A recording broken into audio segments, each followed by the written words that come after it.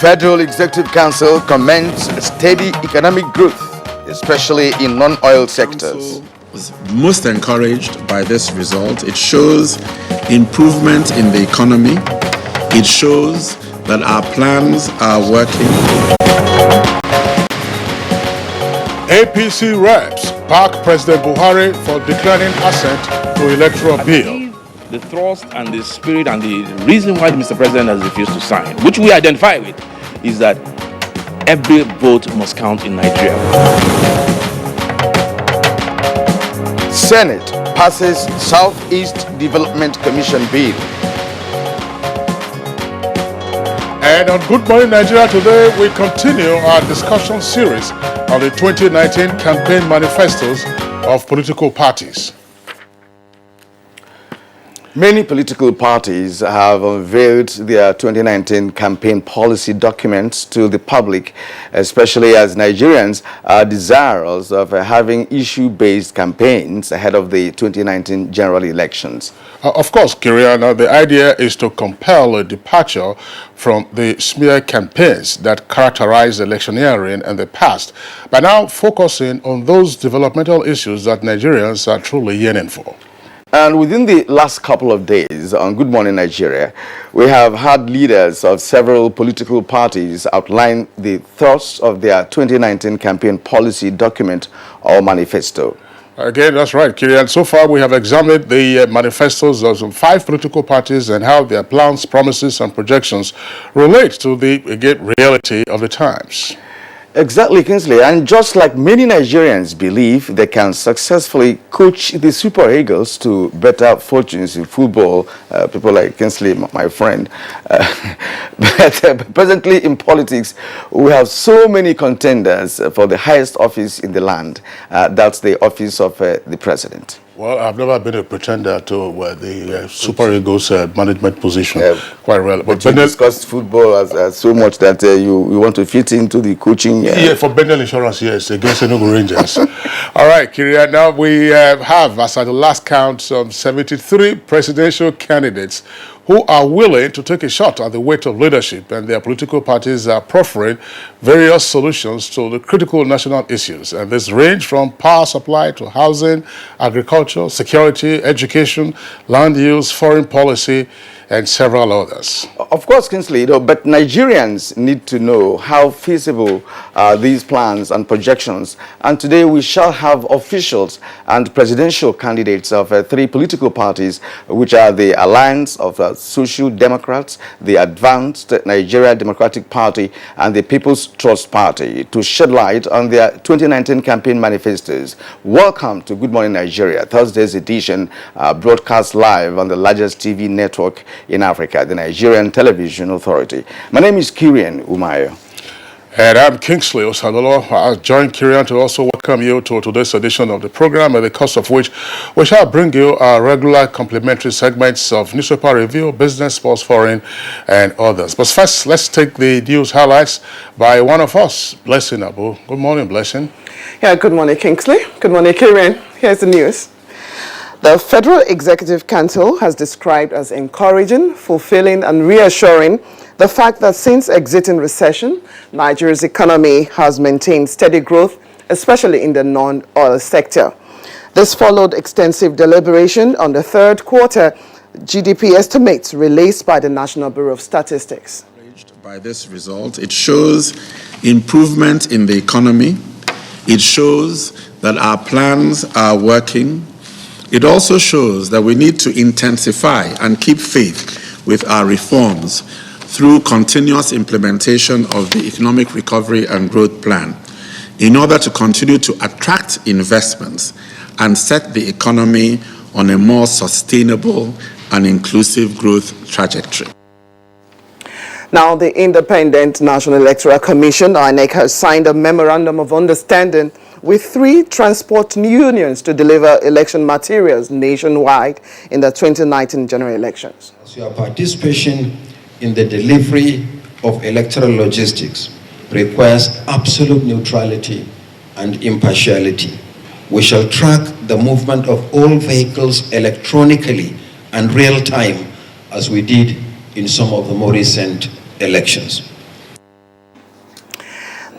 The House of Representatives caucus of the APC has thrown his weight behind President Muhammadu Buhari, withholding his assent to the amended electoral bill passed by the National Assembly. Leader of the House, Femi Gbajabiamila, announced this after a closed-door meeting of members. He said it is not proper for the president to sign an imperfect document, stressing that the decision of the president is for the interests of Nigerians not to be disenfranchised in the 2019 general elections. Every vote must count in Nigeria. We've been mouthing this thing, singing this thing for ages. This bill that was sent to Mr. President, and we raised it on the floor at the time of consideration, it says that you can only, the effect of it is that you can only accredit voters through the electronic system. Okay? It forecloses manual registration. When you do that, we were all witness to what happened in the last election, when even the sitting president on channels, your station, could not be registered. Could not be accredited, I'm sorry. On the alleged vote buying through the trader money, Mr. Gbajabiamila said it was the National Assembly that approved and appropriated the funds, and therefore it will be wrong for any member of the National Assembly to turn against it. In different ways, you find in Brazil, you find in other countries, in other climes. So do we as a country say, okay, 3 months to elections, 4 months to elections, we're going to stop giving the vulnerable, the poor people, we'll stop taking care of them so that we are not seen as vote buying. No, I think we would need to, all these smoke mirrors, we need to look behind the screen and know that, this is just politics. And Hope is still rising for a peaceful, free and fair elections come 2019. At least the politicians are assuring us so. Two of such assurances came from the presidential candidate of SCPN and the People's Democratic Party as they appended their signatures on the Abuja Accord for peaceful 2019 elections. Project cares for peace and want to have a peaceful election. It was not only PDP that was not there yesterday. 1 or 2 parties were not there. To a free, peaceful, fair and credible elections. We have always said that. And we believe in that. Now, without prudent management of resources, no amount of endowment will translate into economic empowerment. That is why the Senate passed a bill for an act to establish the Southeast Development Commission that will see to the efficient management of resources in the region. For the purpose of reinvigorating and harnessing the commercial potential as well as the overall socio-economic development of the Southeast zone. Now, the House of Representatives says there should be reform in the criteria of slating a public property for privatization. The lawmakers at Wednesday's plenary directed its Committee on Privatization and Commercialization to invite the Director General of Bureau for Public Enterprises for explanations on the planned privatization of Afam Power Generation Company. Nigeria has spent so much money to acquire over time. If we are going to now also privatize the GENCOs, which supply the power to the DISCOs, then it is going to negatively impact on the power sector. That's the news bit for now. Good Morning Nigeria continues with Kieran and Kingsley just after the break. Stay with us.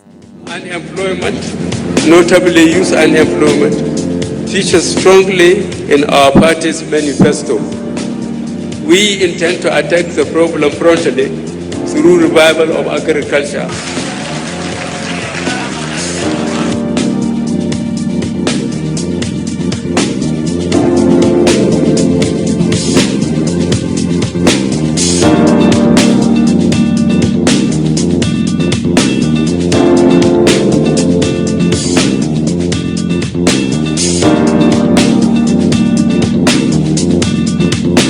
The 30K is going a long way.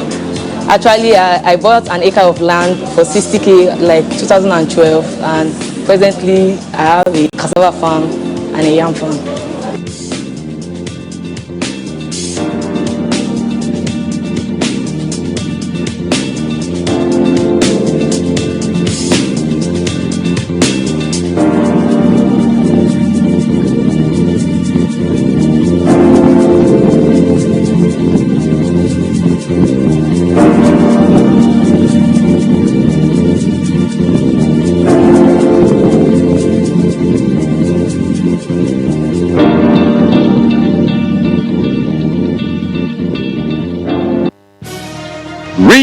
organized, trained, and fully equipped.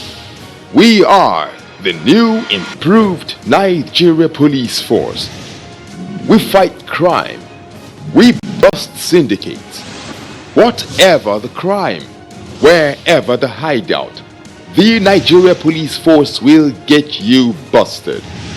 Stop kidnapping, armed robbery, murder, pipeline vandalism, and other criminal activities. Be productive. Be security conscious. Join the police force to secure your life and property. This message is from the Nigeria Police Force Public Relations Department. Portego Isakwo Beje. I'm from Delta Stick Company. At 2005, the company was privatized. Those that were working, that were caught up with the privatization, were laid off. No arrangement for the payment of anything. They were denied their pension rights. So in 2005 through 2017, we have been struggling how we can be put back on pension. We staged a lot of demonstration, under the rain, under the sun. The government did not listen. The marginalization for the past 13 good years by successive administration, the sufferings we'll be going through, the loss of livelihood, 31st, 2018. The monthly pensions start coming to the pensioners. We also want to be very, very thankful to President Muhammadu Buhari. He's God sent.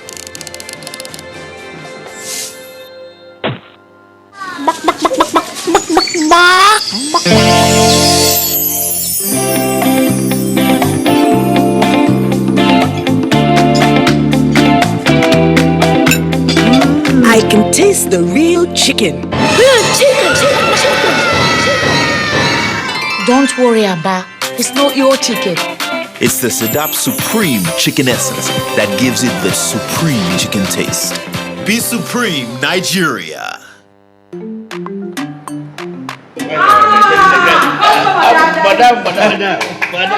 Madam. Brought us as usual. As usual. You have no problem. For the three put You are welcome, sir. as usual. Yeah. Welcome. You take that one. You take that one. You don't understand? We want Nigerian homegrown rice. Finish. You don't have. Join the rice revolution today. No other rice that tastes like Nigerian rice. Are you sorry? That's the Nigerian rice we are talking about. Chocolate made in Nigerian rice. Healthy food.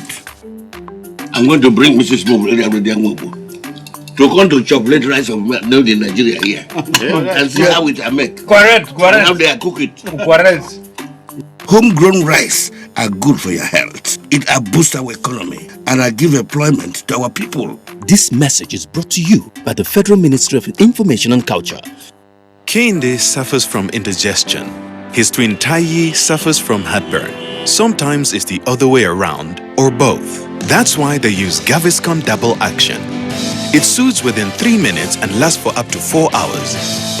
For double relief from heartburn and indigestion, Gaviscon Double Action. You're watching Good Morning Nigeria on the network service of the NTA. Now, business. Nigeria Day holds this Thursday at the first Intra-Africa Trade Fair ongoing in Cairo, Egypt, with Vice President Yemi Osinbajo scheduled to deliver a keynote address. For more details, let's join Joy Ozo for business news. Welcome. We'll start with the Intra-African Trade Fair, which is ongoing in Cairo, Egypt. Implementation of initiatives that will add value to the African Continental Free Trade Agreement is top on deliberations. Nigeria's Day at the fair holds today, Thursday, the 13th, with Vice President Yemi Osinbajo scheduled to deliver a keynote address highlighting government policies that have positively shaped the country's business environment. In the meantime, Vivian Idekwefo in Cairo brings us to speed on the first ever Intra-African Trade Fair on the African continent. Hello, Vivian, it's over to you. Yes, it's another day at the Intra-African Trade Fair here in Cairo, Egypt. And of course, Nigerian exhibitors are in high spirits. getting their goods ready for other exhibitors and would-be business partners to come look at and, make more partnerships and more business that would translate to business expansion. We have here one of the exhibitors, Dr. Funke Bolujoko. Yes, ma'am, what's your experience coming to the trade fair? It's been a very great one because this brings all the African states together. And Africa is a huge continent, and we know that Africa is actually the economy for the future. Africa can be self-sufficient in defense equipment. Moving on now, Managing Director Nigeria Interbank Settlement System, Niyi Ajahu, says the nation's financial inclusion rate has increased to 63.6% in 2018 from 45.4% recorded in 2016. Ajahu made the disclosure at the launch of the 2018 Financial Inclusion Survey in Lagos State. He said with the rise in the rate, the efforts of stakeholders in the financial industry was beginning to pay off. He, however, said there was need to do more if the country would meet the 20% target by 2020. According to the survey, 63.6% of Nigeria's adult population of 99.6 million have access to financial services, while 36.8%, equaling 36.6 million of the adult population, are financially excluded. Out of the 36.6 million adult populations that are financially excluded, 55.9% are women, while 44.1% are men. Into the equities market, here is a quick check of closing figures of trade from the Nigerian Stock Exchange from Wednesday, December 12.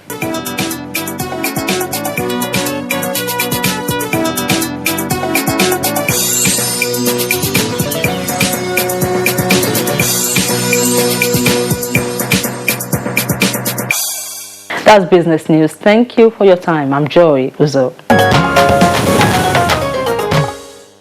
All right, thank you very much, Joy, for the business package. Next for us on Good Morning Nigeria is a review of some of today's newspapers.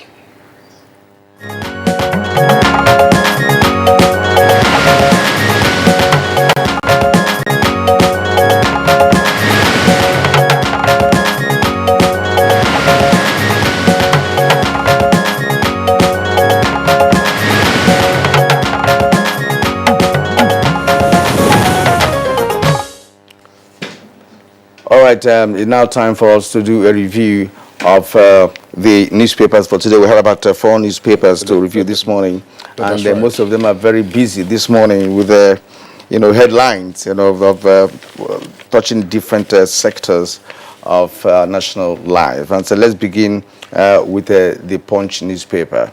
Right now, we have some stories above the nameplate of the Punch newspaper.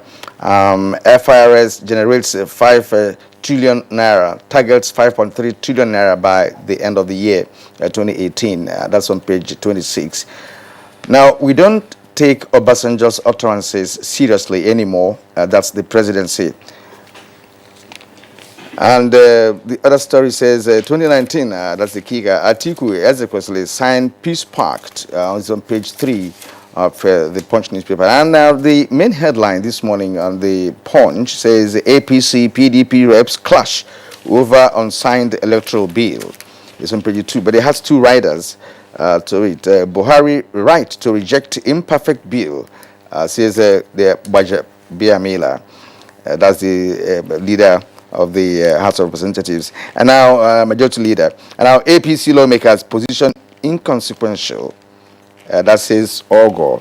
Now below the photograph of the Punch newspaper, we have some other stories there. The Senate wants Kaduna Airport named after Kyari. That's the Abba Kyari, the man that passed away. Brigadier General Abba Kyari, yes. That's right. And that's on page 40.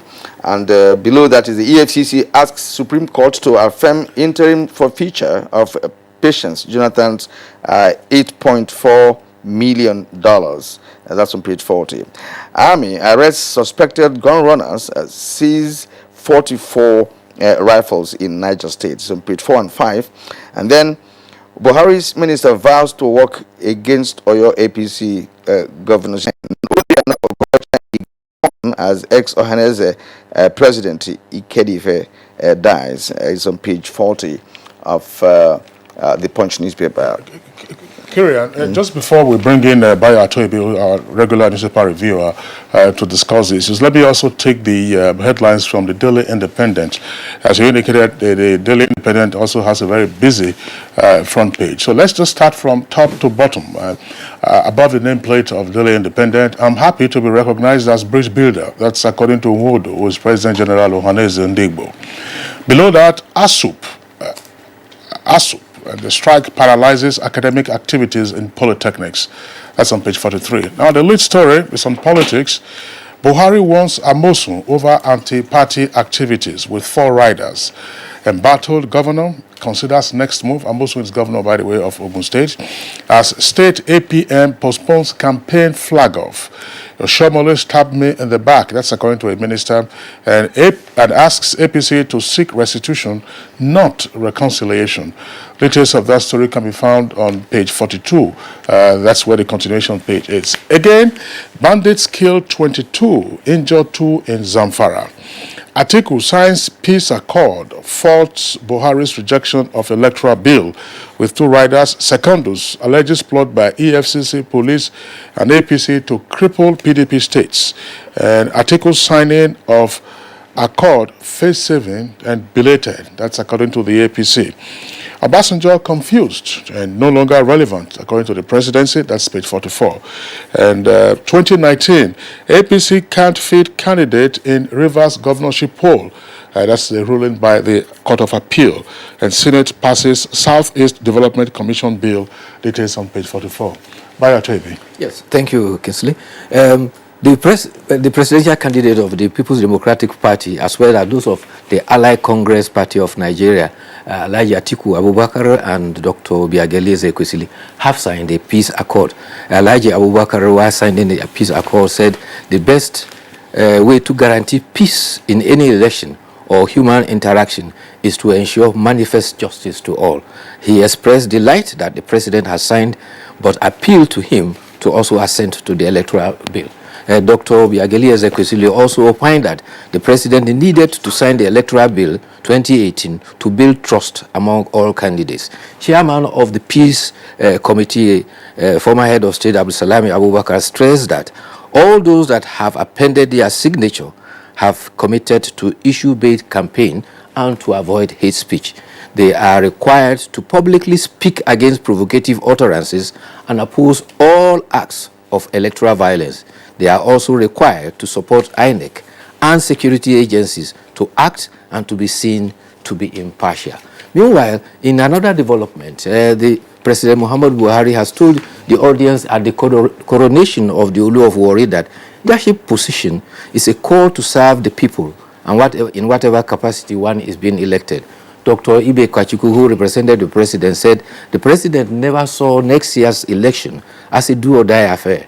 The president, he says, is a peace-loving man who strongly believes in the corporate existence of Nigeria. And he says he assures severally to accept the outcome of the 2019 general election. Still on the elections, the United States Embassy has congratulated the presidential candidates for signing the peace accord for 2019. A statement from the embassy says, your peace accord is a great step towards a shared goal, and the embassy has enjoined all the parties to embark on campaign would enrich by positive ideas, and that elections that is free, fair, and transparent and credible and above all peaceful should be the goal of all and one.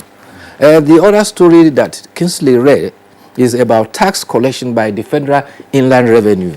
The Federal Inland Revenue so far has collected 5 trillion naira as revenue for the year 2018, and has projected that if all things go well, by the end of the year, it is hoped to rake in 5.3 trillion, and this will be the highest since 2012. In 2012, the Federal Inland Revenue was able to rake in 5.17 trillion, and in comparative times, at that time, the oil price in the world market was set to be between $100 and $120. That is 2010 or 2013. While this time around, with the oil price dropping between $50 to $70 per barrel, the FIRS is intending to rake in 5.3 trillion by the end of the year. He spoke at the induction of the Joint Tax Board of the commission. Meanwhile, the Minister of State for Environment, Ibrahim Usman Jibril, has resigned. He tendered his resignation at the Federal Executive Council yesterday. At the valedictory section in his honor, the president addressed him as Your Highness. The Emir of Nasarawa designate is paid tribute to the president and his cabinet colleagues for their support and the experience he has garnered. He used the occasion to brief the progress so far on the Ogoni cleanup. And he said, in spite of high-profile politics, letters have eventually been issued to contractors, and there are about 16 locations in the first instance of the first phase of the Ogoni cleanup. 14 other slots are in the process, and later on will be processed when the first ones are through. He also revealed that oil companies have so far donated about $180 million for the job. Alhaji Ibrahim Usman Jibrin is to be invested as the 13th Emir of Nasarawa. If you recall, we had him on the program sometime last week. Well, last week after he returned from Poland, where he was with the president at the COP24 summit. The then Minister of State for Environment was always a highly valued guest on Good Morning Nigeria. Whenever, of course, his presence was requested. Exactly, and he has the implicit knowledge of issues of environment. Absolutely. You know, especially that issue of Ogoni. You know, he has data on what has been done and what could be done to ensure that Ogoni land is cleaned up. Yeah, he had in-depth knowledge of environmental matters, and we wish him, of course, the very best as the Emir of Nasarawa. By the way, he's the 6th minister to exit the cabinet. 5 of them by resignation, 1 unfortunately by death. Okay, that's right. Yeah, that's right. I mean, the substantive Minister of Environment, Amina Mohammed, moved upstairs to the United Nations as a Deputy Secretary General. Then, of course, you've had others. The one that passed away was from Kogi State. Kogi State, yes. All right, let's turn to Daily Sun newspaper. Beside the nameplate, we have a federal government forcing PDP governors into secret deal, says the secondus, the PDP chairman. With the rider, president won't force support for re-election, says Garba Shehu. All right, now the main headline on the Daily Sun: Presidency, Senate fight over 2019 budget. Trade blames over delayed passage. That's on page 10. Atiku, presidency fires Obasanjo, says ex-president irrelevant and confused, is on page 6. Atiku executively asked Buhari to sign electoral bill. With the rider, sign peace pact as APC reps back president. That's on page 6. Now, 2019, appeal court sacks APC candidates in River State with 2 riders, says Tony Cole, others can't run. We will approach Supreme Court, says APC. And below the photograph there, we have we just discussed that one. A minister resigns to become a mayor. All right, Barry, have other stories too. Yes, INEC has drawn attention that it will require about 100,000 vehicles for it to be able to meet the challenges of the 2019 election. This was discussed while signing a memorandum of understanding with the National Union of Road Transport Workers. By the nature of the union, they are available all across the country, so it's safer and easier for INEC to enter into agreement with them to convey electoral material, sensitive and non-sensitive material. However, if experience is anything to go by, they should endeavor to pay them their allowances upfront so that they don't become a cog in the wheel of process. There was, I think, election, was it at Anambra? I think it was, where the union was foot dragging in moving materials because there was some delay in paying. Once payments are effected, I think that will work well. Meanwhile, there is also the Senate has passed the Southeast Development Commission bill. It is waiting for concurrence by the House of Representatives. By the passage of the bill, it's supposed to tackle infrastructural deficit in the Southeast, and particularly ecological challenges, which the Southeast is known for, that of erosion. It was also to act as a catalyst for development of the commercial potential of the zone. Some members of the Senate were excited, and they describe it as a rescue mission since the Civil War, when reconciliation, rehabilitation declared, and that is an opportunity to develop. This brings to 3 the sub-regional development commission we have. You know, there is the Niger Delta Development Agency, the Northeast Development Commission, and now the Southeast. And two Nigerians I'm sure North Central and Northwest will very soon be calling for their own development agencies too. All right, Bayo, let's take to this editorial. It's coming from the New Telegraph newspaper. It's at page 15, and it says, Buhari, National Assembly, and unsigned Electoral Bill 2018. The editorial, of course, provides the background to the president withholding his assent to the Electoral Bill 2018, and the editorial says, in part, bearing in mind the ECOWAS instrument, the legal course in court by some political parties, and perhaps the need to avoid disruption and confusion in the electoral process, could President Buhari, in good conscience, have signed the electoral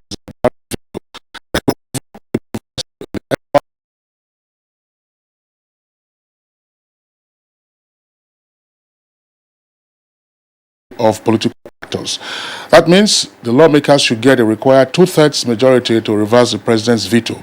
Any other route is unconstitutional and a recipe for chaos and anarchy in the polity. Well, that is patently the rule of law. By way of politics, the making law is a process that involves the legislature and also the executive. The executive on this part has withheld its assent. It has advanced reasons. In fact, particularly, it cited Section 5, Section 11, Section 18, and I think Section 24, which require other amendments, particularly to the protocol that you referred to. ECOWAS protocol require 90 days before, you cannot amend an electoral act 90 days before election. We have about 65 days to the election, and this electoral amendment is still unsigned. However, based on the clause you signed, it means that if they have to have that law signed, they have to seek the consent of participants of 67 registered political parties that are to participate in the election.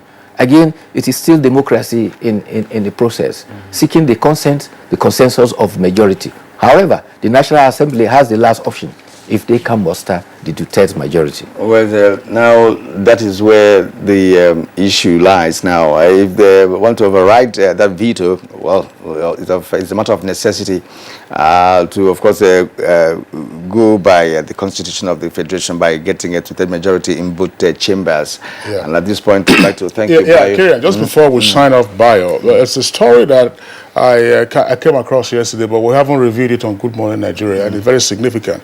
The one-time Chief of Army Staff, Lieutenant General Salihu Ibrahim, passed away earlier this week. It was on Monday. And the President, Muhammadu Buhari, issued a condolence statement. It was signed by Senior Special Assistant Garba Shehu. Incidentally, both President Muhammadu Buhari and the late General Salihu Ibrahim were neighbors in the Kaduna Malali GRA.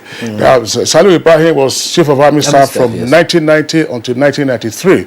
And at the time he was exiting, following the June 12 crisis with General Babangida stepping down, he issued what then became a famous statement, you know, that we were an army of anything goes.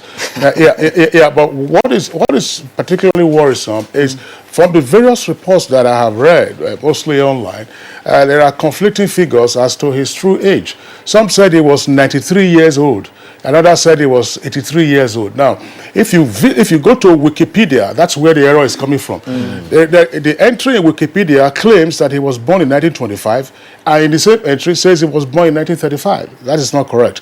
When I interviewed General Salihu Ibrahim in 1992, while he was Chief of Army Staff, he was 50 years old. So he couldn't possibly have been, you know, in his 80s, probably 76 years old at the best. He was one of the first set of the Nigeria Defense Academy. Okay. All right, and at this point, we'd like to thank Bayo Altoyebi for his analysis. We'll see you again tomorrow for a fresh analysis on what the papers will be saying tomorrow. This is Good Morning Nigeria. We'll take a short break now. When we return, we'll be speaking with leaders of 3 political parties, as we have promoted earlier in our early comment. Hate speech is not a joke. It incites genocide and crimes against humanity. Most of Africa's civil wars are caused by hate speech from one tribe against another. We don't want it here. The Nigerian government stands firm against hate speech. Under no conditions whatsoever should we tolerate or excuse or justify hate speech or hateful conduct of any kind, especially where such is illegal. There is no doubt that the resurgent push for separatism, as well as the rising cases of ethnic and religious disharmony, are all traceable to the growing phenomenon of hate speech. One nation bound in freedom, peace and unity. Nigeria, one nation, one people. This is a public service announcement brought to you by NTA. Now hear the angels sing. Oh yes, it is our season of joy. Be part of Radio Nigeria, NTA and Voice of Nigeria Annual Festival of 9 Lessons and Christmas Carols. Come and be refreshed as we showcase music from various artists. Join Deborah Enejo Samuel for the praise and worship session. The Can Choir, Children Choir, instrumentals and scintillating solos. Radio Nigeria, NTA, Voice of Nigeria Choirs and a host of others. We will be hosting you along with dignitaries from different parts of the country, with the Vice President, Professor Yemi Osinbajo, CFR, in attendance. Our message giver shall be Reverend Israel Akonji of the First Baptist Church and Can Chairman of North Central Region, Nigeria. Theme, Jesus our Comforter. Date, 16th December 2018. Venue, National Christian Center, Abuja. Time, 3 p.m. prompt. Join Radio Nigeria, NTA, and Voice of Nigeria to commemorate the birth of our Savior, Jesus Christ. Because of Christmas Day.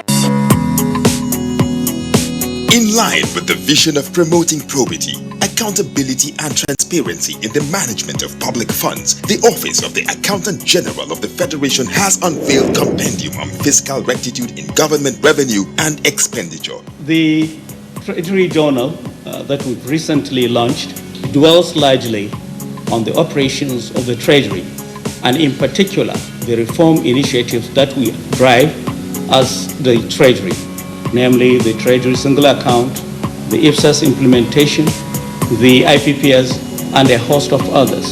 Very incisive and educating. Grab a copy of the Treasury Journal from your vendor and get abreast with financial transactions such as monthly allocations within the federal, states, and local governments, Buhari's transformation policy on the Treasury, inroads to IGR, and many more mixed grilling stories. Remember, the Treasury Journal is a dependable ally for researchers, financial institutions, the academia, and policymakers. Treasury Journal, a fiscal rectitude in managing public funds.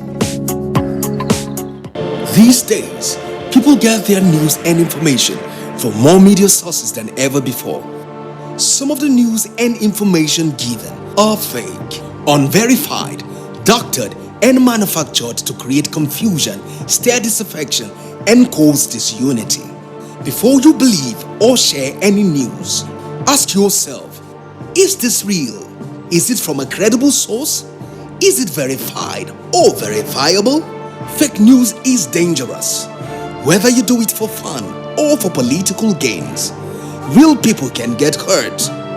Fake news, don't create it, don't spread it. This is a public service announcement from NTA. Kehinde suffers from indigestion. His twin Taiye suffers from heartburn. Sometimes it's the other way around, or both. That's why they use Gaviscon Double Action.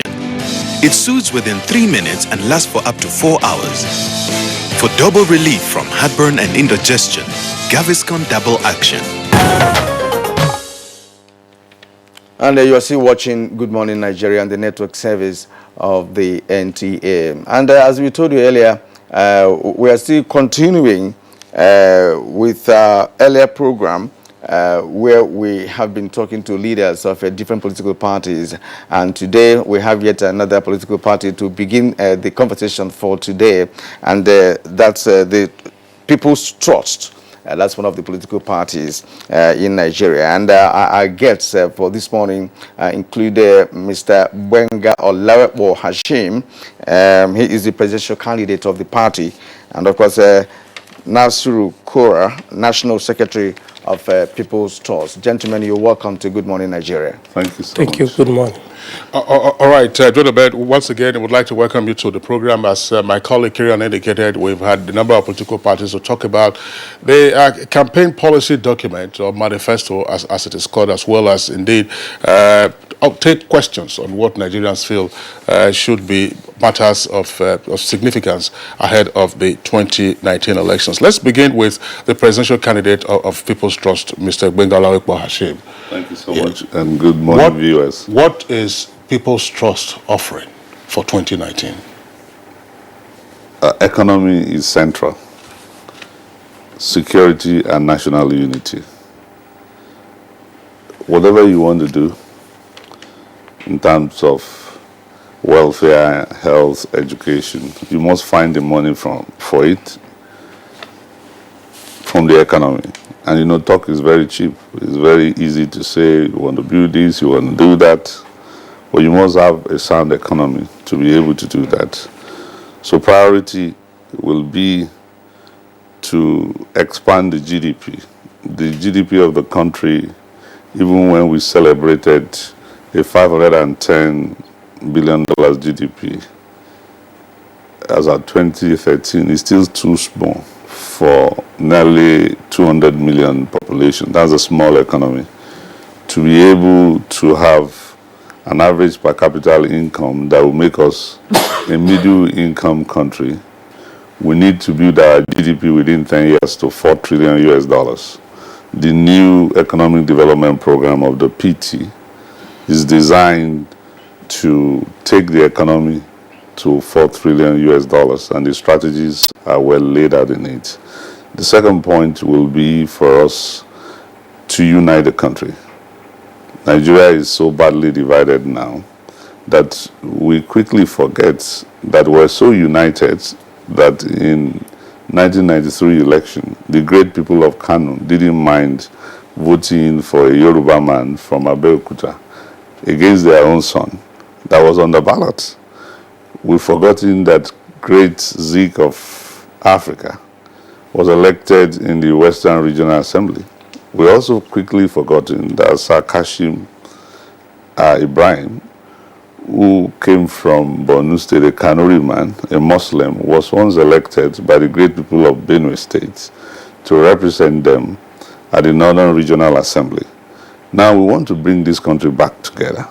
That's a good story for Nigeria, and that's what the PT wants to do. We want to secure the land and stop the killing and reinvigorate and create a new security architecture.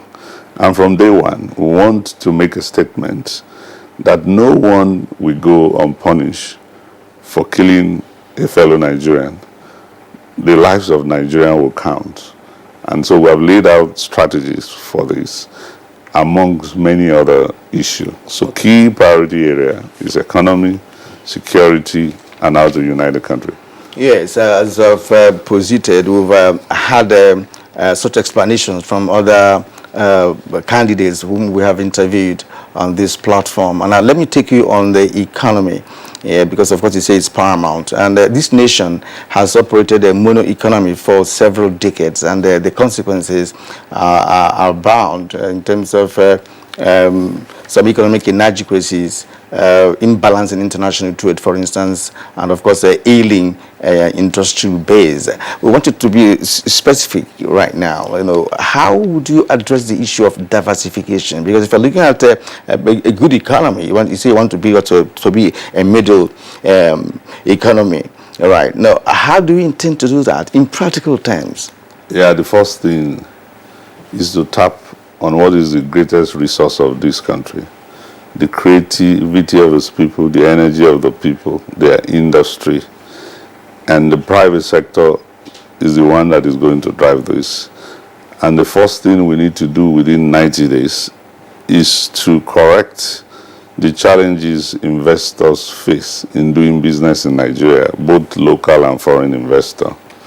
Nigeria has massive infrastructural deficit, and is a good place that any investor anywhere in the world wants to be, because infrastructure investment typically in Nigeria returns something higher than 18% IRR, which is above world standards. So most investors want to come to Nigeria, but they face a lot of hurdles in doing this. And as a private sector person, I have done business globally in the United States, in the UAE, in the infrastructure arena. And I know that you have 78 trillion US dollars or infrastructure fund to be spent in 10 years. And they are looking for returns anywhere from pension, from, from hedge funds and what have you. And because Nigeria posts a high rate of return, we can target 5% of global infrastructure fund. And this is going to be almost $4 trillion in infrastructural investment. People want to put their money where they can get returns. I mean, Nigeria is an attractive destination. We need to dismantle the obstacle. And we're going to put out the SOPs for this. We're going to put out executive initiative that will dismantle this. Some of these things don't require new laws. There are existing laws that need to be implemented. You need to think and move people around and demonstrate seriousness. We also need to leverage on our sovereign notes. Rather than taking money and putting them in the hands of civil servants, we need to give comfort to investors, and money will follow your own money. That is the practice in the investment arena. And if you as a country are not demonstrating that you are also ready to have a skin in the game, nobody is going to put their money in. And then the other area that we need to leverage is remittances, to integrate the Nigerian diaspora community, as part of the investment drive locally. We're not doing so much of that now. And we see a lot of momentum from the diaspora community, even without any structured integration. In 2013, we have over $27 billion in remittances. We can multiply this by 5, and that is going to give you over $100 billion in remittances in a year. We're not talking about tourism and what have you. So we're not going to be focusing on putting money in the pocket of civil servants to waste it and take it to the dollar market.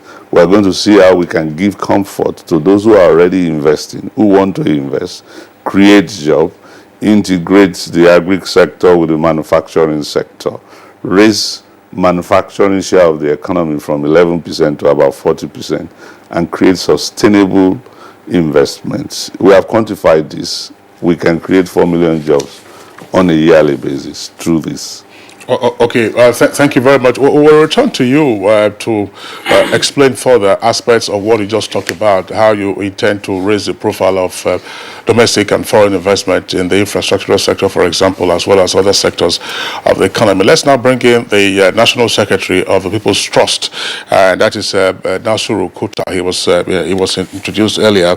Kurab, by the way, he was introduced earlier. National Secretary, your presidential candidate talks about national unity being one of the priority items on the plate of the People's Trust. How do you intend to go about this, considering the several tensions that the country has seen in recent decades? Yeah, thank you, Mr. Kingsley. The People's Trust as a party, which is the third force party, have been closely reviewed the state of the nation, came to the conclusion that what Nigeria needs as at now is national unity. And in our programs, we decided that we are going to engage the state, the citizens, and other stakeholders, the international community, in drawing an agenda that will make Nigeria what it is, what it used to be, as was expressed by as was being said by, as our presidential candidate have said earlier on, Nigeria of the past, where Mr. Kingsley can go to Sokoto, live a life with his family, engage himself economically, reproduce wealth, and generate employment without any encumbrances.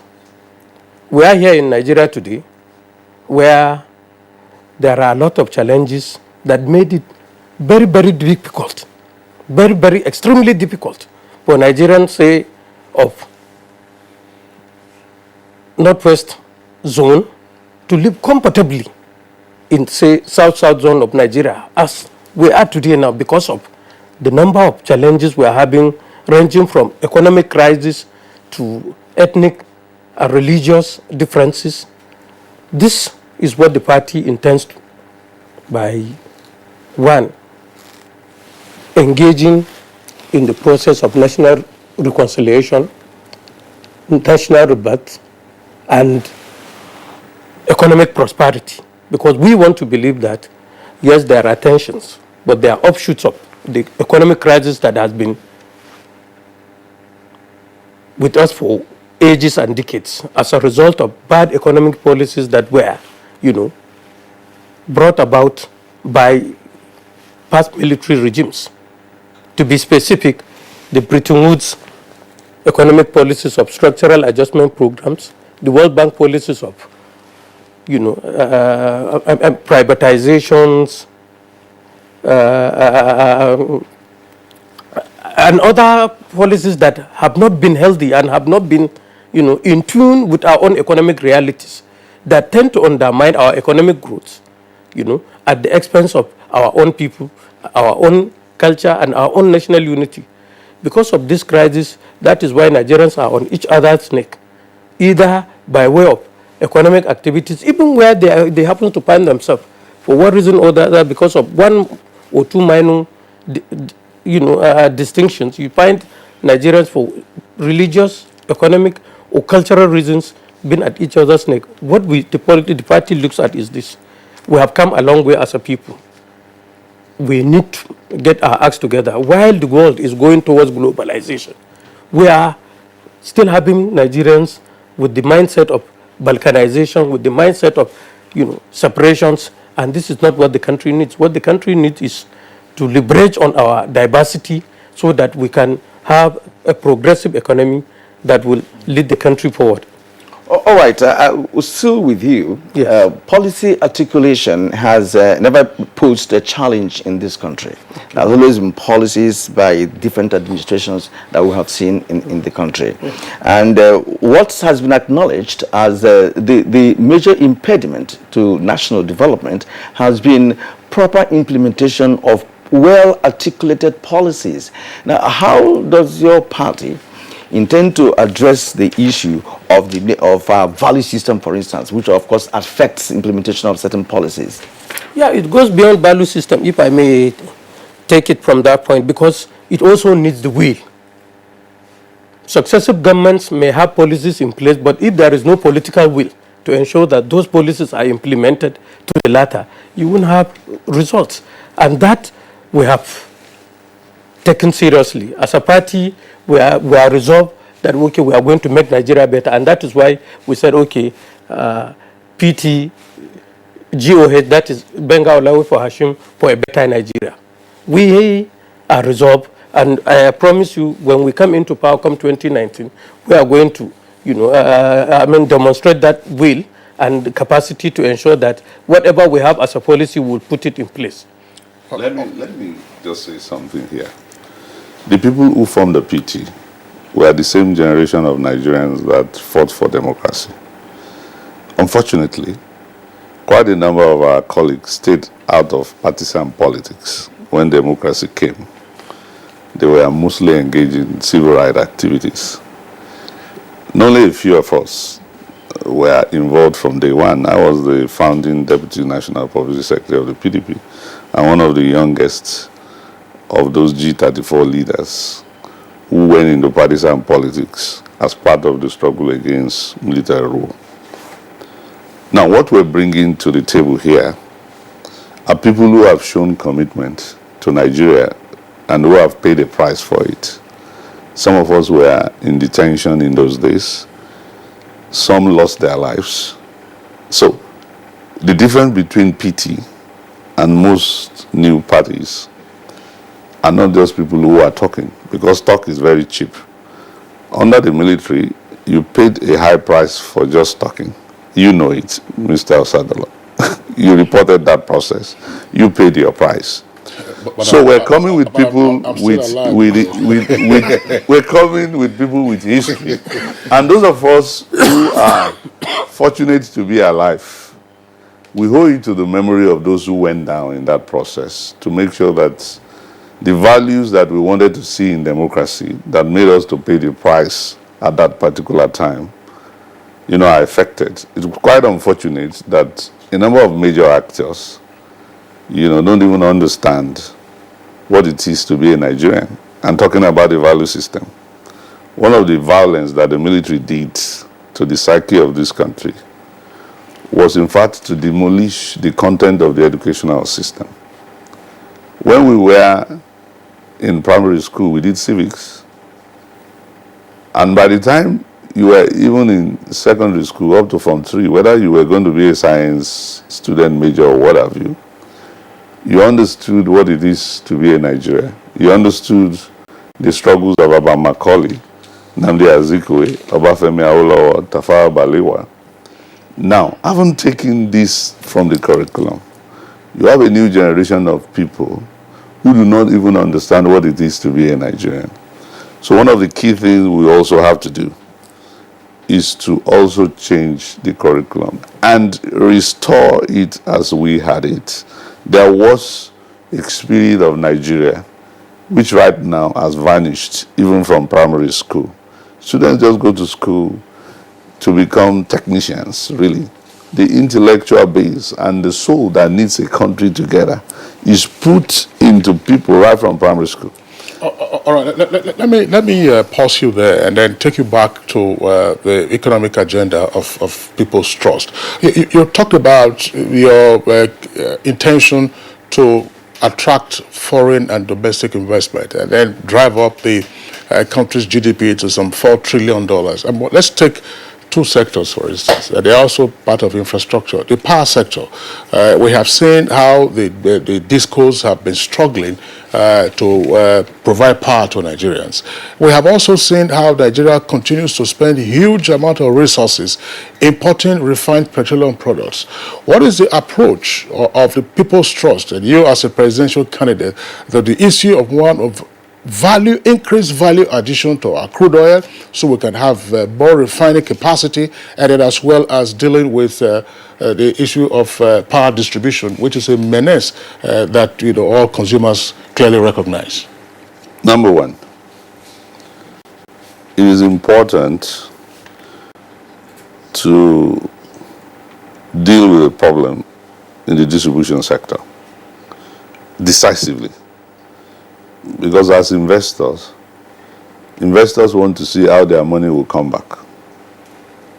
And right now, I think the tariff reasonably gives back a good return. Now, but the problem is that the revenues are not being collected because the necessary investment in the distribution sector by those who bought those networks have not been made to be able to collect the revenue. You need some minimum investment that they committed to. And unfortunately, the regulators have not enforced properly. And there should be a way out, in their terms of contracts, which has not been properly effected. If they didn't do what they were supposed to do, it's either the discos are too big for them, the investments beyond their capacity, and I will act decisively within the 3 months of being elected to fix that sector.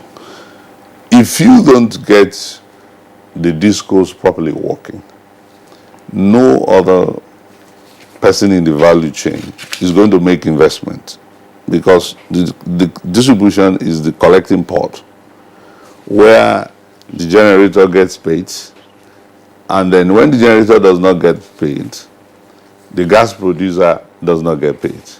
And when people cannot see a traction to how their money is going to come back, then there's going to be a problem in investment. As I have said, you have huge money in infrastructure waiting to come to this country. Every other thing is okay in the power sector. The most terrible challenge is how to collect the revenue and also how to get the trust of the consumer that you are being billed right. And let me tell you, even if consumers have to pay just a little bit more to get regular power supply, as long as they know they are being fairly charged through a transparent billing system, they are willing to pay a little bit more because already you are even paying more. When you generate through your diesel or petrol, you are going to be self-generating at about 90 naira per kilowatt hour. If you go on the network and you get stable supply even at 50 naira per kilowatt, which is going to be probably beyond what you have now, I'm sure you will prefer to do that than to pay 90 naira self-generating. But you want to be sure that you are not just being unfairly charged. And refineries? Yeah. And coming to the refineries, I'm going to do a joint venture immediately, between Nigeria and private entities that are interested in a refinery to be able to increase capacity. And we still have the fund to do a JV. We're not going to be having majority shares and controlling, but we are immediately going to do direct joint venture investments because it takes time for you to get infrastructure fund. Private sector people want to first of all study and see how serious you are, and you have no time to waste, especially on the issue of refinery. It takes maybe about 3 to 4 years to get a refinery working. Okay. So you're not going to go canvassing all over the world. It's something we need to do a JV immediately. Okay. And we'll take that decision within 6 months of being elected into office. All right, thank you, presidential candidate of People's Trust. And let's turn to the National Secretary. You are contesting the 2019 election, which is about 2 months away. Right now, how prepared is People's Trust? What are your winning strategies? And let us also know your spread. Are you in the 36 states of the Federation and the FCT? Well, let me start by saying yes. For the People's Trust is among the newly registered political parties, and we are in almost all the states of the Federation, about 30 states of the Federation, and we have 16 gubernatorial candidates contesting under the platform of the party come 2019, and we have structures also in the FCT.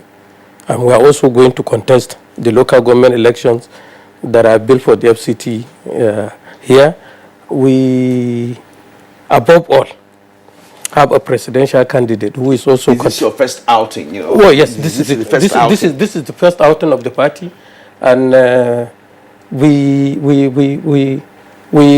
even though we have the challenge of time, we can beat our chest to say that, yes, we have done our very best in terms of spread, in terms of membership, in terms of, membership commitments to the party. It may interest you to know that in the last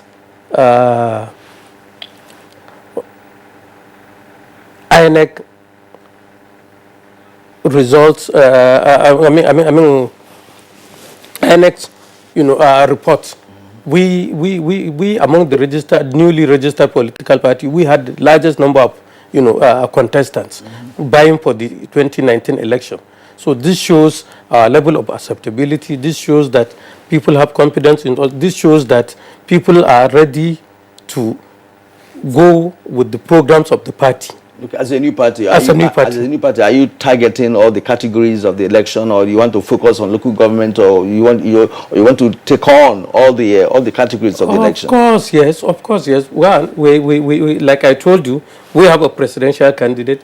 We have also candidates that are vying for the National Assembly, Senate to the state, House of Representatives, as well as gubernatorial candidates in 16 states. And then members who are also buying for the state assembly. All right, Nasiru Kura, National Secretary of People's Trust, thank you very much for being with us on Good Morning Nigeria today. We also would like to appreciate the presidential candidate of People's Trust, that's Mr. Benga Olawipo Hashim. Gentlemen, thanks a lot for being with us on Good Morning Nigeria today. Thank you for your time. Okay. All right, it's Good Morning Nigeria, still on the network service of the Nigerian Television Authority. We are having two other parties to join in the conversation after this short break. Can I see your particulars, sir? Officer, my particulars no dey here. In that case, you'll have to come with me to the police station. Officer, which levels? Where I for find you something make you take arrange your weekend. What? Offense number 1, driving without particulars. Offense number 2, trying to bribe an officer of the law. I won't harass Nigerians or take bribe. Change begins with me. This message is brought to you by the National Orientation Agency in conjunction with the Federal Ministry of Information and Culture. If you hear a bomb explosion or gunshots of an active shooter, that might be a terror attack. At such times, always remember 3 action words: run, hide, report. Don't try to run towards the terror scene to save the situation, because there might be a second bomb blast or another attack. Run far away and take cover. Make sure you are safe first. Yes, it is in our nature to sympathize over the hurt, but remember, only trained personnel can help in such situations. When in a secured environment, promptly call relevant authorities and help will come. For anonymous reporting, call 09630-3250-5 or 0813-2222-106. If you see something, say something. Nigeria, unite against terrorism. This message is brought to you by the Federal Ministry of Information and Culture.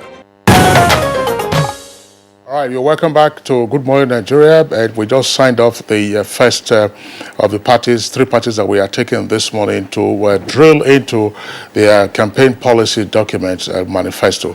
We're having another party join us now, and it is the Advanced Nigeria Democratic Party.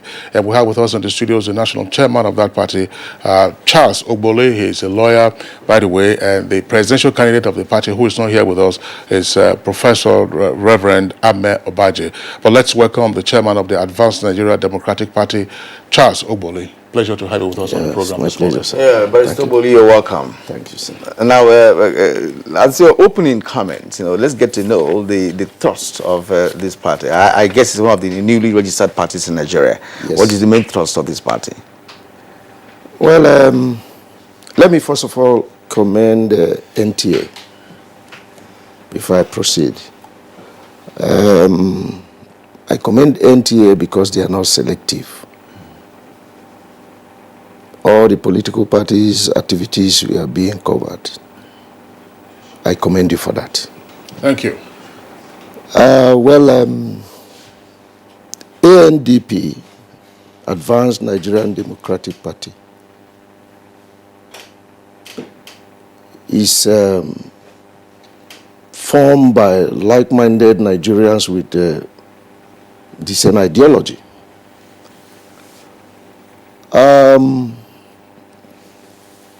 We came on board as a new political party not because we want to form coalition with anybody. We came on board to make a difference. We are not a political party that only came on board to negotiate. The interests of Nigerians are the utmost part of why we are on board. And as I said earlier in my recent interview with AIT. You are here at the NTA? Yes, I'm here at the NTA. That we will get a credible and someone with a good pedigree to pilot the affairs of this country. We are not a political party that criticizes. If we felt that if something is not being done well, we want to make a difference where we felt that things are not being done well. And that is why we are on board. There are so many things in this country: insecurity, economy, education, health, and so many. How do you intend to make a difference? Yes, how we intend to make a difference is, first of all, one is the issue of security. Without the fear of God, because the first thing we should understand is that without the fear of God, you can't go anywhere. How we intend to make a difference, let me talk on issue of security. The insecurity of this country has gotten to alarming stage that if care is not taken, we sitting down here may find it difficult to assemble again. Areas human beings are being killed like a rat.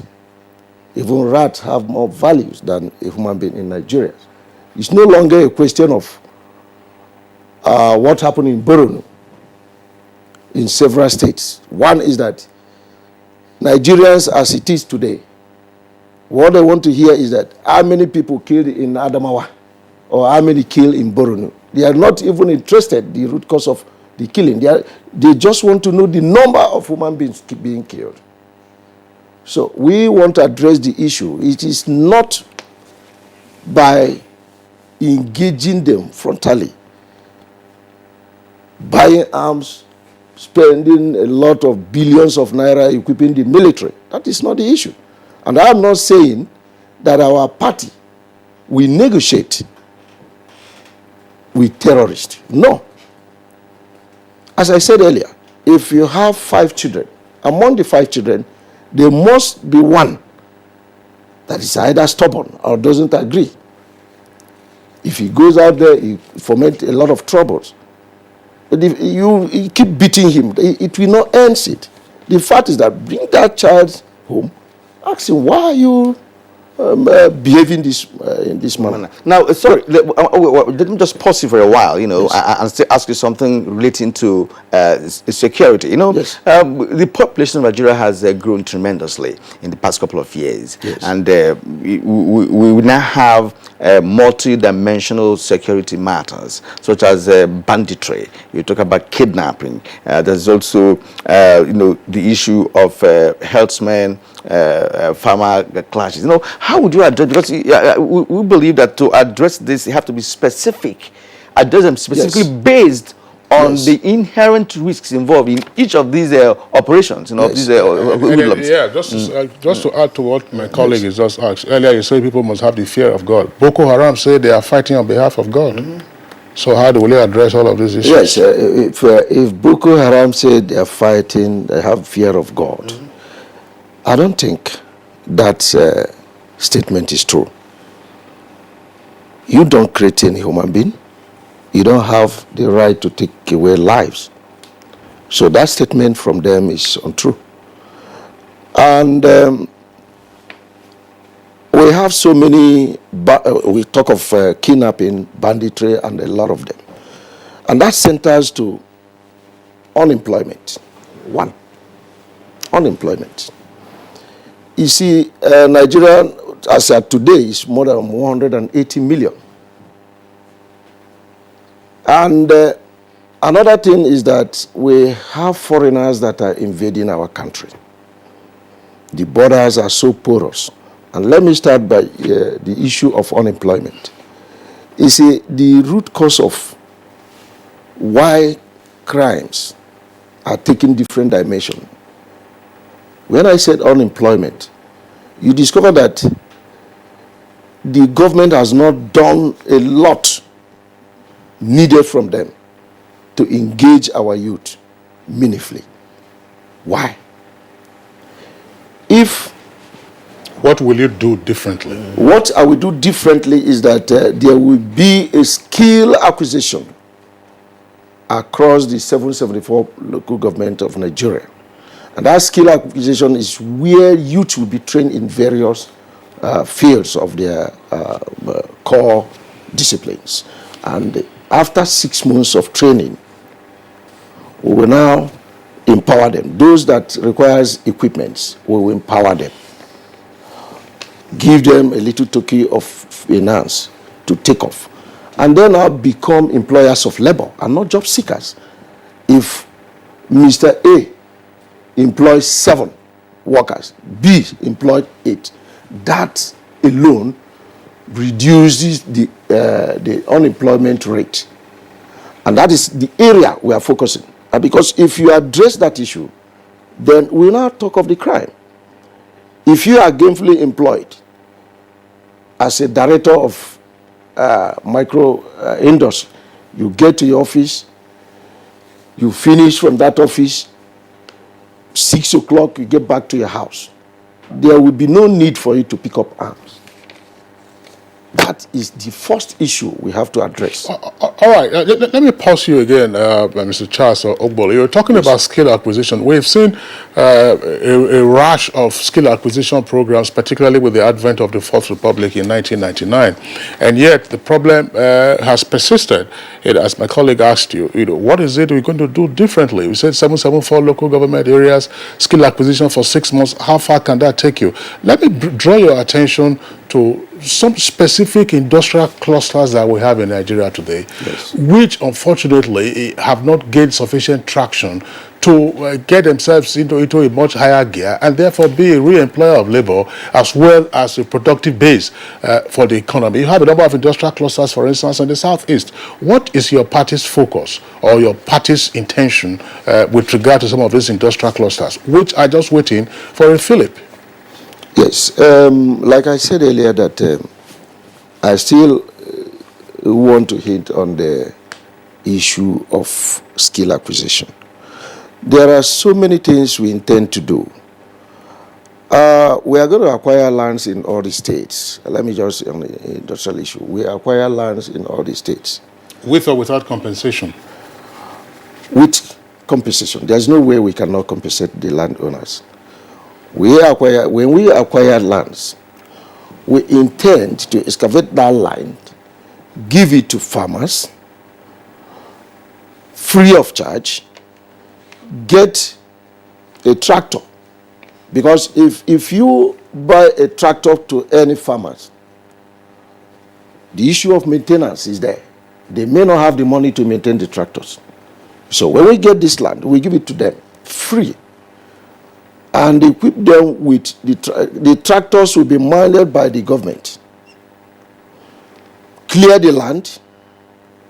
It's only for them to continue whatever planting they want to do in that land. So then,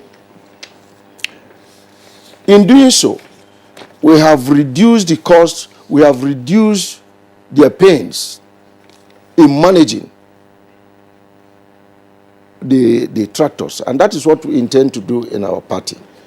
Because if we now said yes indeed, I still go down to that economy of this section, this country. There is no sectors, there's no sectors of this economy that you can pinpoint that we are doing well. Call it Ministry of Health, Ministry of Education. Okay, let me take you on one of the sectors. Education sector, ultimately lubricates other sectors because you need manpower to drive other sectors of the economy. What will you do differently in the education sector, for instance? There is a lot to be done in education. Today, the youth who graduated from universities, we have half-baked graduates all over the country. The education, we need to retrain and train our people in various schools. And let me even go on issue of post-UMU. It's part of the problems we are having in this country. Some of our youth gainfully got admission at the university, but at the point of post-UMU, they denied the admission. That creates another problem to Nigerians, that some of these youths stay 3-4 years at home. How will you address that? We are going to make sure that that post-CMU should be abolished. All right. And, all right, that's the most that we can take. That's the ANDP chairman, that's Advanced Nigeria Democratic Party, Charles Obole, who is a lawyer, and the presidential candidate of the party is the Reverend Professor Ahmed Obaje. Thank you very much for being with us on Good Morning Nigeria today. Okay, so it's still Good Morning Nigeria on the network service of the Nigerian Television Authority. We'll take a short break. When we return, we'll take another presidential candidate. You are watching NTA, Nigerian Television Authority. For more information and news updates, visit our website at www.nta.ng, or you can follow us on Twitter at NTA News Now, or you can like us on Facebook at NTA Network News. Stay connected on our YouTube channel at www.youtube.com/NTA News Online. Watch our live stream at www.nta.ng/live. NTA, you can't beat the rich.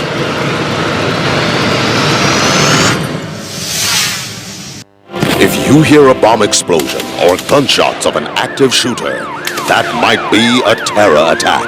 At such times, always remember 3 action words: run, hide, report.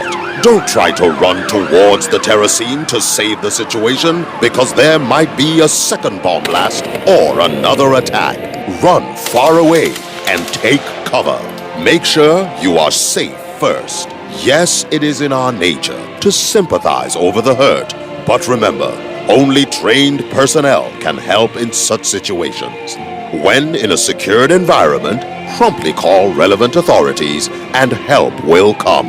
For anonymous reporting, call 09630-3250-5 or 0813-2222-106. If you see something, say something. Nigeria unite against terrorism. This message is brought to you by the Federal Ministry of Information and Culture.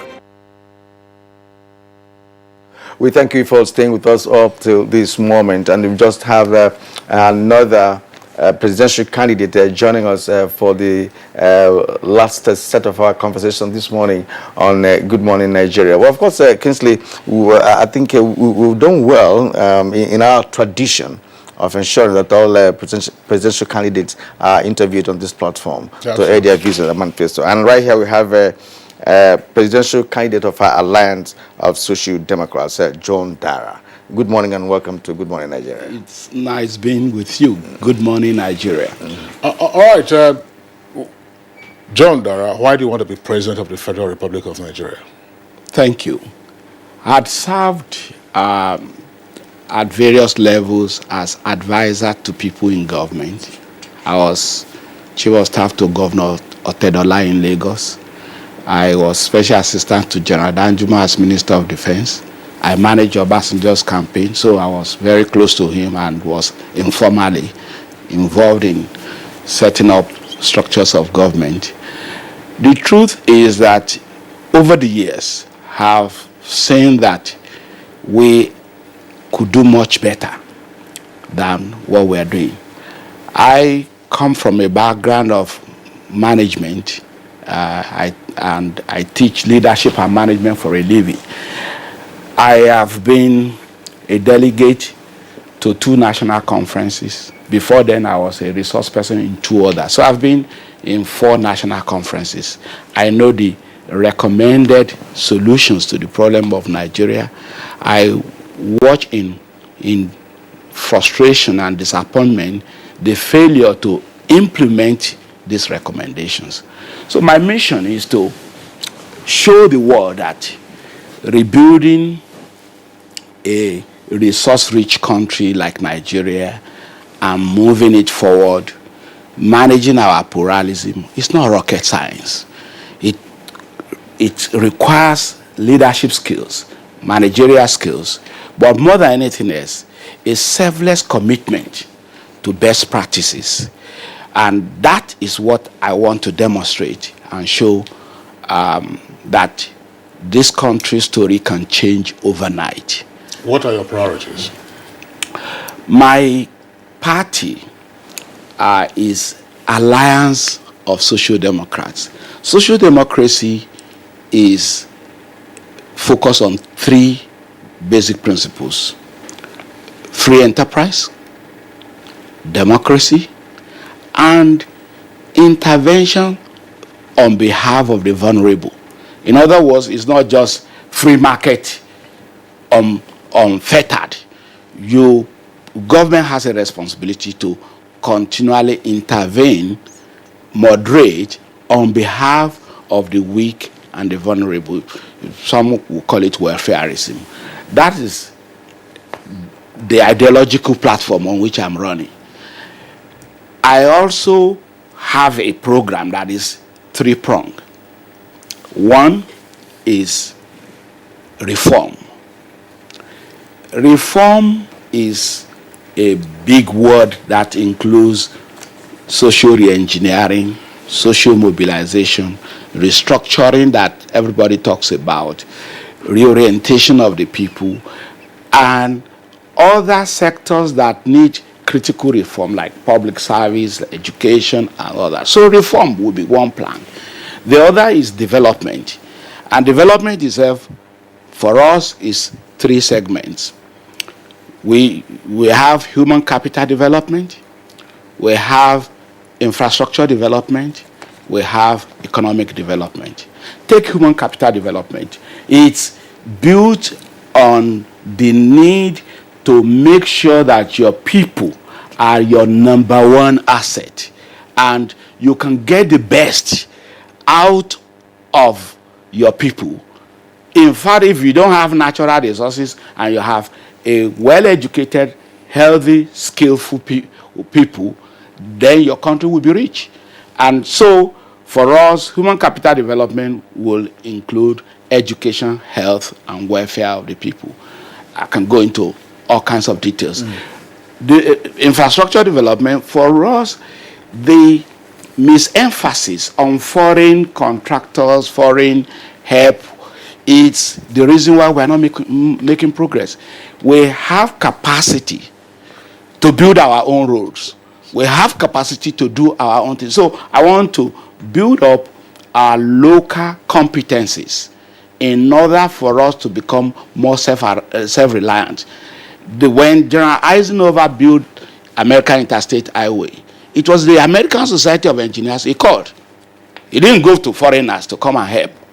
And I believe Nigerian Society of Engineers have the capacity and things like that. Of course, the current trend of budget and spend, in which, in any case, only a small percentage of our budget goes into capital, and we get only a small fraction of the value for what we spend. That will not work. You need to, again, emphasize public-private partnership. I've been an advocate of that since the early days of Obasanjo administration. The area of economic development is, again, the most exciting part. Because you see, when this government came in and talked about economic diversification, I was excited, but they didn't really execute it.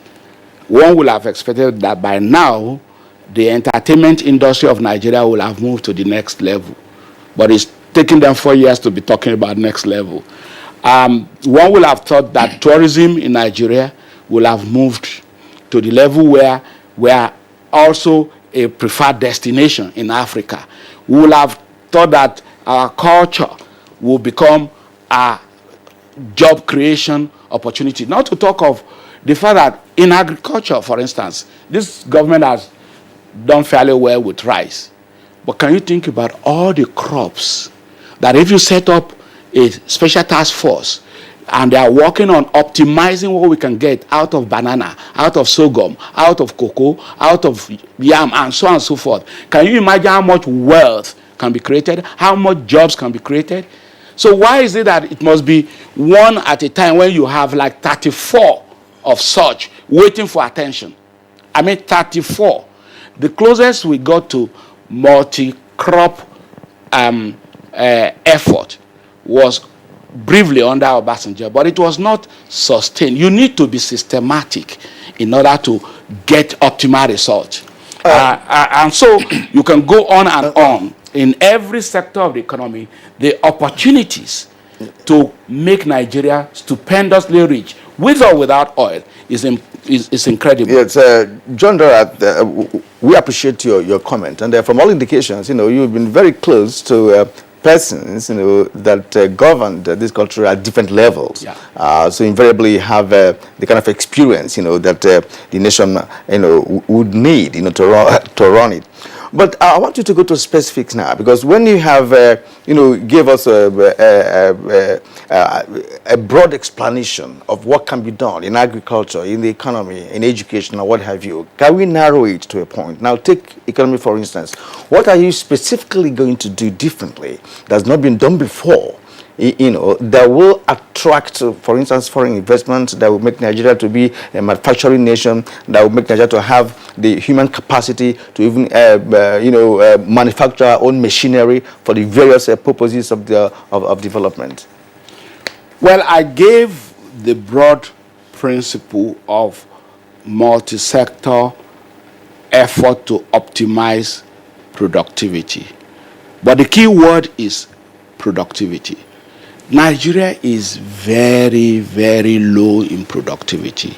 We have a parasitic and opportunistic elite group. The middle class of Nigeria, everybody talk, when they have cornered a contract from government where they will spend half of it for bribery, half of it for little work, cosmetic, and then they roll it over. That's the elite we have. But it's not just a problem of unproductive elites. The whole society needs to be put to work. And that's why we are talking about social mobilization. They are all interconnected. Take, how did China become big? They started with cultural revolution, in which they mobilized 1 billion people. They created work brigades, and from kindergarten to old age, everybody is doing something to add value. Everyone. We must mobilize for productive activities. Okay, thank you very much. Once again, John Dara, let's return you to human capital development, which is part of the development that you talked about. One aspect that has been worrisome for us in the country today, ASU is on strike. ASU, which for polytechnics, is also on strike. We don't know when colleges of education might join, as we have seen over the years. Some persons have argued that the current funding arrangement for tertiary institutions in the country is one inadequate and unsustainable. What's your disposition towards a new order for funding tertiary education in Nigeria? Well, thank you.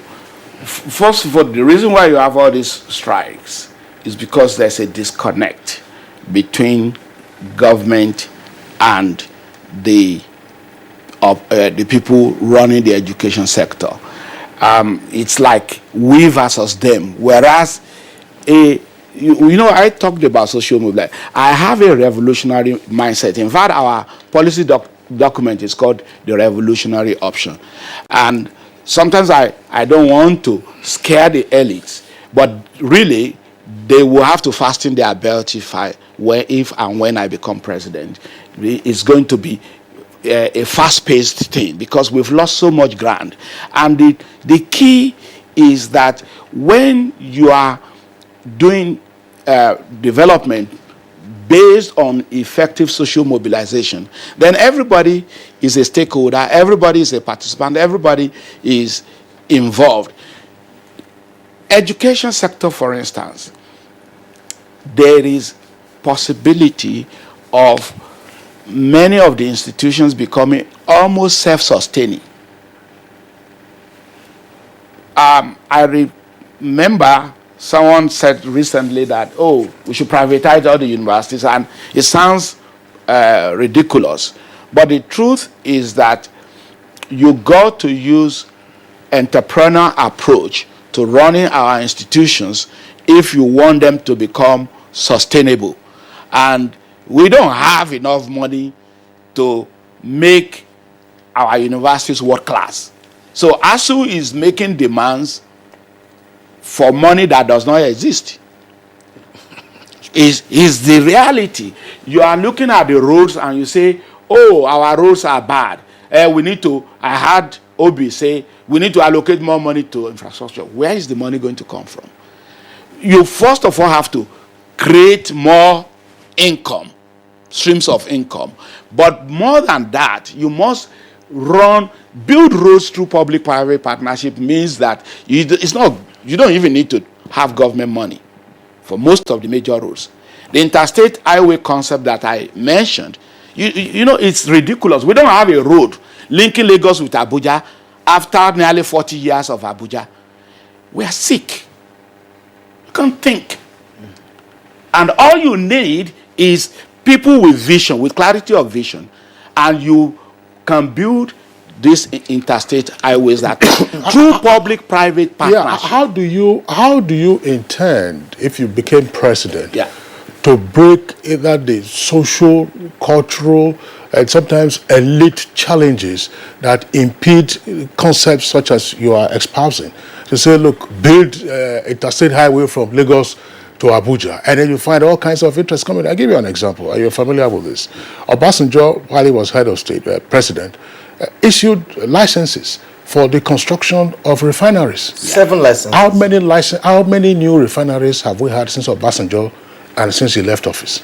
Okay, I was one of those who had reservation, and I was close to President Obasanjo.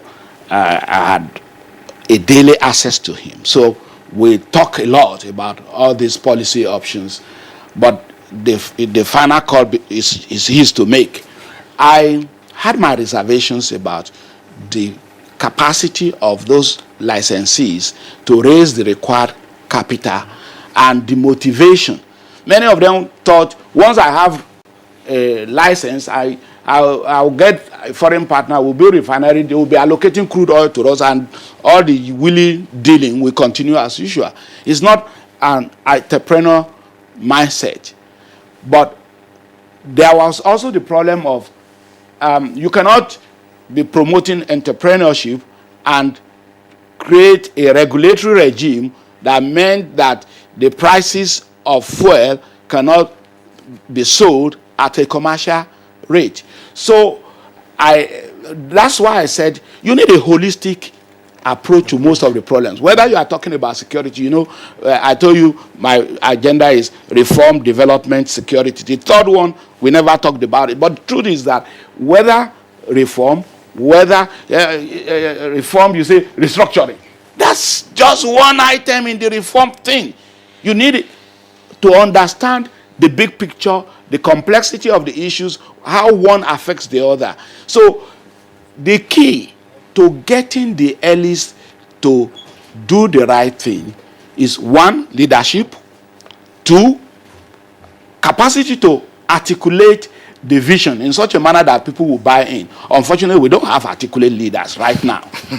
All right, John, the PPP has always been a policy option for a while now, even from the 1990 date. But it doesn't seem to have really worked in terms of, in reality. It didn't work in so many projects that government had, put in place. But that is by the way. Now let's go to a particular area that most presidential candidates, have negated in our conversation, and that is science, technology, and innovation, which is the driver of the major economies in this country. And it has come to a point where it has become inevitable that if you don't have homegrown technology, that you are going nowhere, because you are depending on the machinery and other, products of science and technology coming from outside. Now, the steel industry is believed to be, key to industrialization of this country. And because we're not industrialized, it's part of why we are underdeveloped. Now, how do you intend to address the issue of industrialization in the country? Thank you. In our education program, we stated that we are going to orchestrate a national emphasis on science, engineering and technology, vocational and technical education, ICT, and even artificial intelligence. We have seen that Nigerians have demonstrated capacity to compete with the best of the best around the world in all these sectors. But what we require is to make sure, one, all our children have to be in school. For me, the way the elites talk about Almajiri and all that, I don't care what you call it. All I know is that every child in Nigeria must be in school. And UBE makes it illegal for anybody to keep a child out of school. My friend, if I become president, many of the parents will be in big trouble. Many of the guardians will be in big trouble if I see any child. Even hawking on the street, it's not the child alone that will, all I want for the child is to go to school. But those who send them on the street to hawk will be in trouble with me.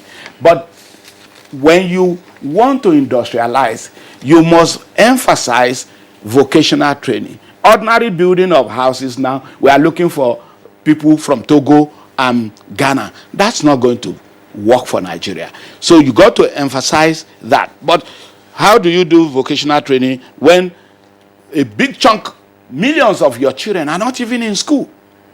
So we got to make sure basic education first, then emphasis on vocational training, and technical and education, emphasis on science, engineering and technology, emphasis on ICT and artificial intelligence. You can compete with the rest of the world if you don't do that. Industrial clusters, we've talked about it over and over, but you cannot have a functioning industrial cluster. We just take ideas from textbook. Again, holistic is the key word. You cannot have a functioning industrial cluster where there is no power. You cannot have a functioning industrial power where there is no skilled manpower. And so you got to do all this. Don't put the cart before the horse.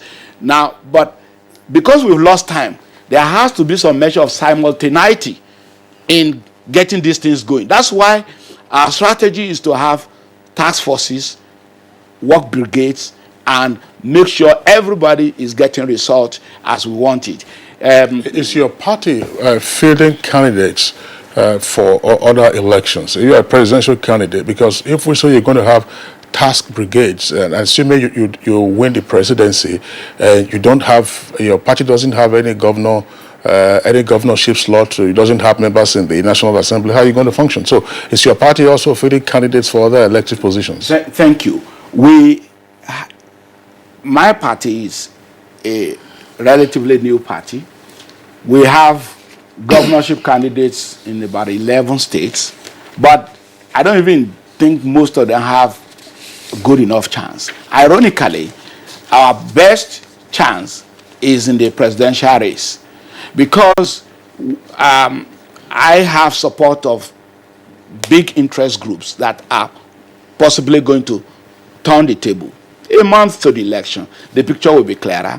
Everybody will see that it's not a two-horse race that they think it is. Okay. But the point is this: when you win, either as an independent president or as president on the platform of a small party, what you do is you build strategic alliances or even merge your small party with a big party. It's not a problem. What is the spread of your party? Are you in all these states? In every state of Nigeria, Alliance of Social Democrats is present. Are you fielding candidates for councillorship, no, local government? There's no councillorship election yet. But what we fielded candidates for governors, for federal legislative houses, Senate and House of Rep, and the state assembly. Correct. We did.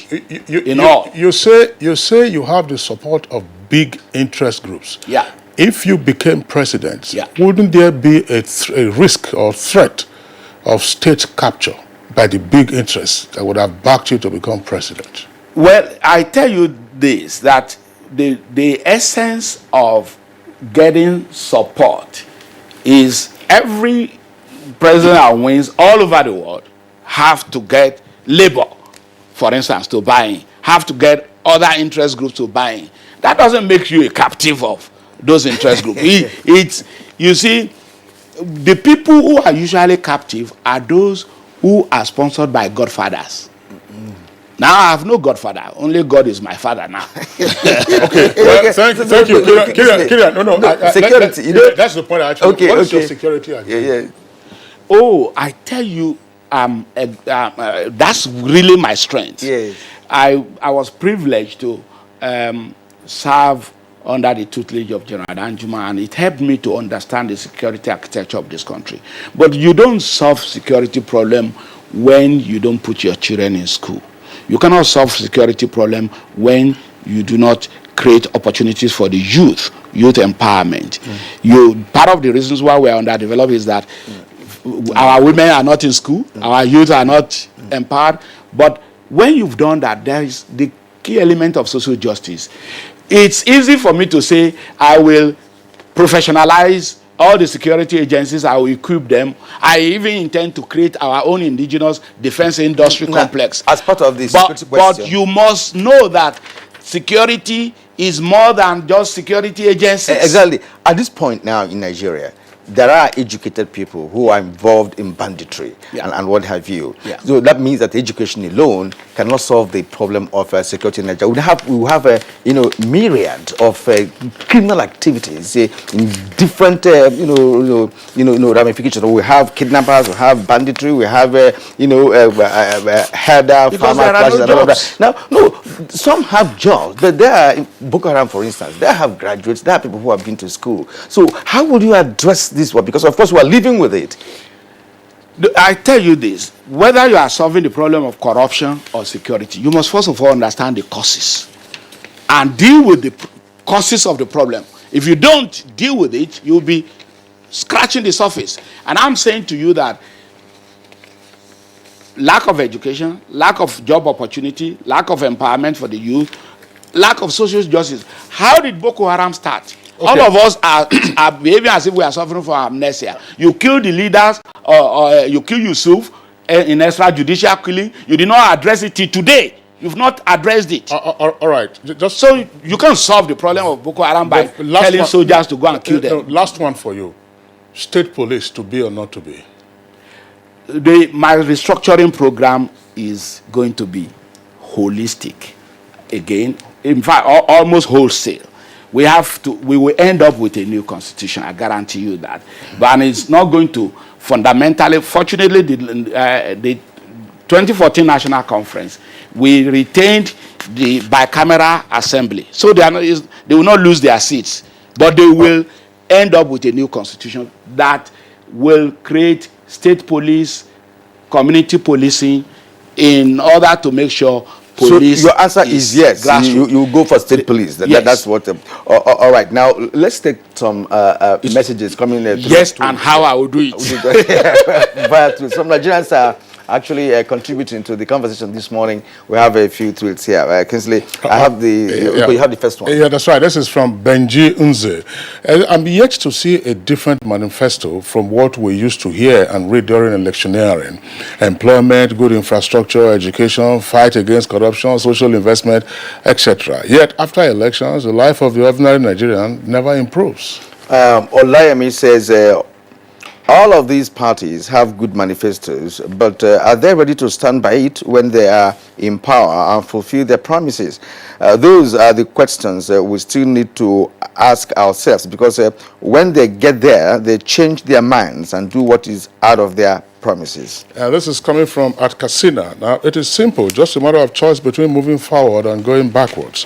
Words speak for themselves, and numbers also speak for themselves. Farouk Mutana says political parties should harness their political manifestos to issue-based politics instead of engaging the act of character assassination. A wise politician would rather supplant his manifesto with good message that would sell his idea to the electorate. Now, Omakoji tweets, now some of these presidential candidates are looking to bargain for ministerial slot, board membership, and other juicy appointments. Can those parties there tell me the locations of their offices in Rivers. Parties are now like mobile phones. Let's get serious and stop this. There's the last one there from him. Go ahead. Still, Omakoji says, NTA, thank you for being fair to all. Some of these parties are registered for political patronage. We have not conducted election, but some of them have started adopting other parties' candidates. All right, so that's the most that we can take. We'd like to thank our last guest who's just been explaining his policy options as a candidate of the Alliance of Social Democrats. John Dara, thank you for being with us on Good Morning Nigeria today. Thank you. It's my pleasure. All right, so let's go over to our sports desk. Delta State are still leading at the 19th National Sports Festival in Abuja after 6